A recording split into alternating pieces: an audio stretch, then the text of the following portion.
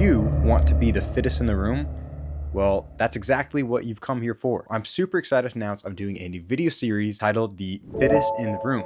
And with this, I'm going to go A through Z, how to become the fittest in the room. So we're going to be talking about the basics of health, how to lose fat, how to build muscle, my favorite types of workouts, as in calisthenics and plyometrics, and how they complement beautifully together to make a perfect body physique and strength level. Now there will be a range of video series and eventually even a community app for you guys that I'm super excited that it is in the work of. But there will be short form videos on TikTok as well as YouTube, but our main videos will be on Rumble and YouTube. But I'm going to be breaking it down to the absolute beginner level because I want everybody to have great health. I've learned everybody hasn't been taught the absolute basics of getting fit, and I just, looking around a room, you realize that, hey, I'm the fittest in the room, so might as well teach you guys how to become the fittest in the room. So stay tuned, make sure you're followed, leave a like, make sure more people can stay fit, and welcome to the community of getting the fittest in the room.